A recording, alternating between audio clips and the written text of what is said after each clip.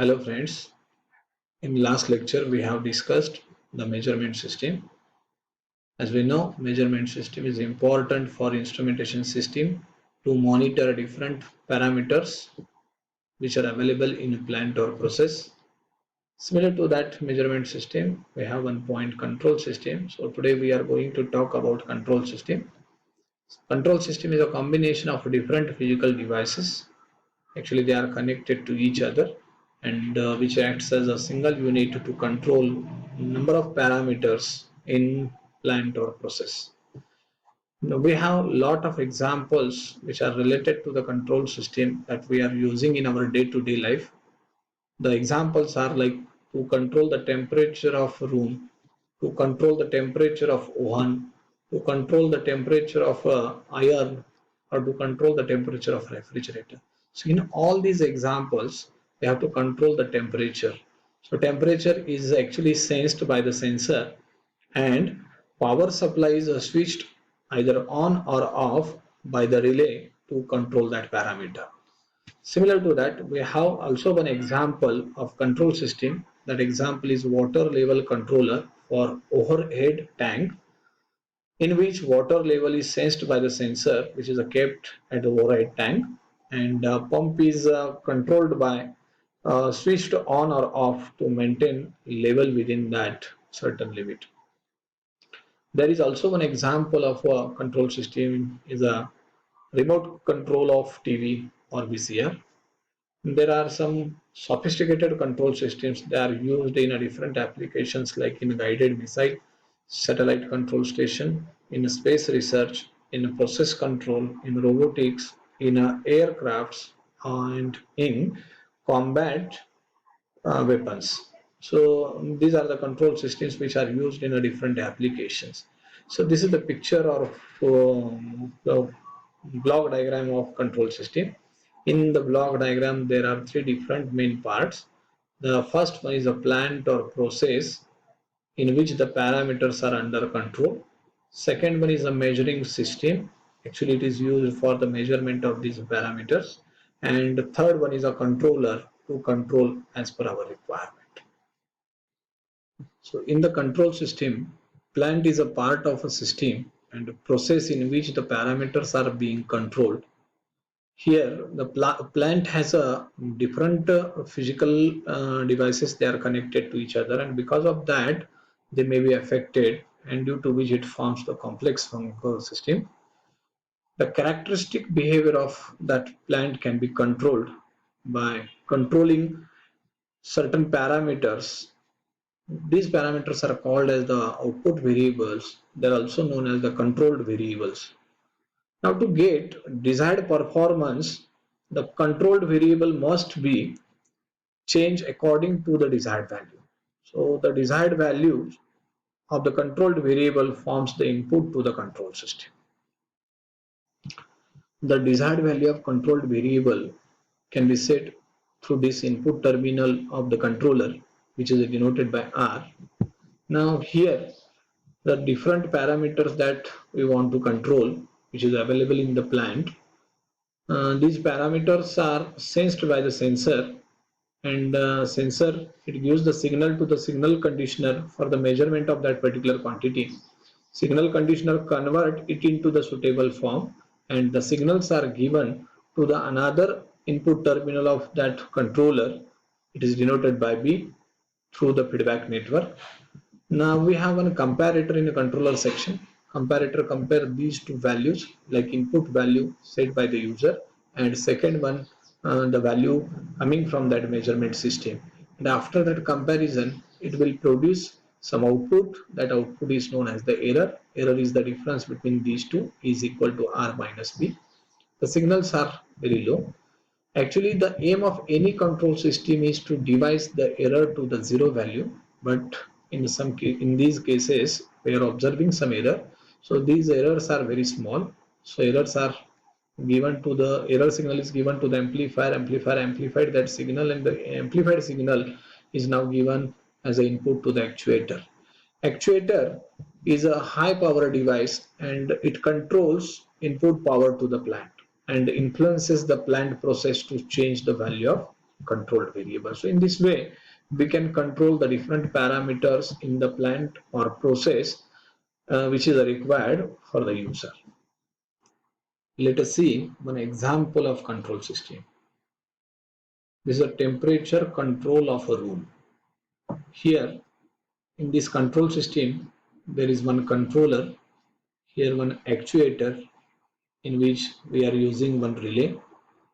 In the plant, there is a room at which we want to control the temperature, so that we are using one heater, and our controlled variable as a temperature.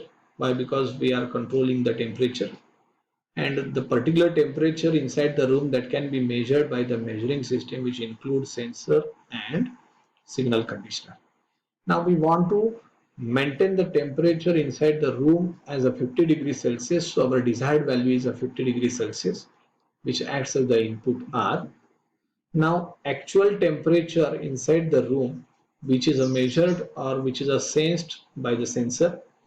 Sensor sense that value, and it gives a signal to the signal conditioner. Signal conditioner convert it into the suitable form, and it is denoted by TA, which is given to the another terminal of controller as a B, and after that comparison, controller will produce the value of E. Now this error E depends upon the difference of the input value and the feedback signal, which is measured by the measuring system. Suppose the temperature of room is 30 degrees Celsius. So 30 degrees Celsius sensed by that sensor, and the signal given to the feedback through the signal conditioner and the feedback network. Now the difference between them is 20 degree. So 20 difference is given to that relay. So relay this relay is used as here actuator to switched on that heater, and this heater will continue on till we get the temperature inside the room becomes 50 degrees Celsius. So in this way we can control. Suppose the temperature is more than 50 degrees Celsius. If suppose the temperature is 55, so 55 is given to here, and due to the 55 degrees Celsius, this value is greater than 50 degrees Celsius, so error becomes negative, and due to the negative error, relay switched off that heater, and due to which the temperature inside the room decreases to the desired value. So it requires some time, but it maintains the desired value through this control system. So in this way we can control the temperature inside the room. Now move towards the types of control systems. There are two different types. The first one is closed loop system. It is also known as feedback system. And second one is open loop control system. In closed loop control system, the output of controlled variable is given to the input of controller through the feedback network, so that it is named as a closed loop or feedback system. Feedback type control system provide continuous vigilance over the value of controlled variable. This is because, as we seen in our previous example, the temperature of room may get affected due to change in outside temperature or opening of doors or windows or any other such disturbances.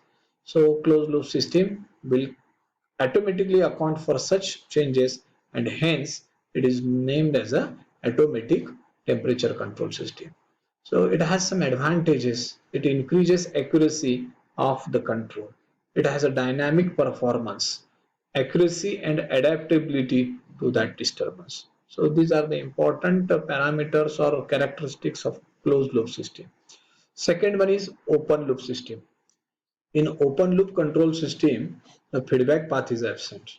Means there is no output is given to the input directly using the feedback network. It is assigned to the human being, such so that the system is known as open loop control system. For example, remote control of TV. So it is the operator who gives the feedback if volume is to be increased or decreased. Such a system having some limitations, that is, it is a limited in accuracy, but having some advantages, like it is a very simple, less costly and fast in operation. But due to this limited accuracy, the majority prefers the closed loop system. Now move towards the intelligent control systems. Intelligent control systems are also known as intelligent instrumentation. These control systems are used in modern chemical process industries. This is because such systems are provided with the capability of taking their own decisions in setting inputs of controlled variable depending upon the environment and disturbance given to the plant or process. So in this system, here as an intelligence, we are using a computer. And in this system, a computer is used as a controller to take their decision for setting the inputs of controlled variable as per the requirement.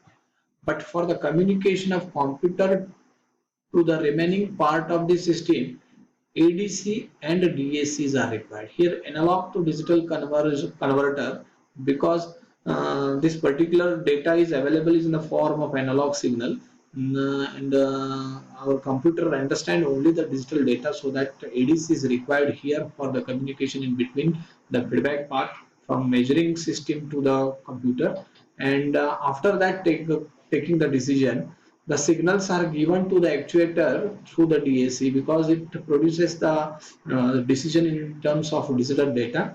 So digital data converted into the form of analog by using the DAC, and after that actuator will take the actuator do the action which is given by the computer, and from which we can get the controlled data, controlled variable which is required or which is decided by the computer. So in this way, the intelligent control systems which are used in a different process industries. Thank you.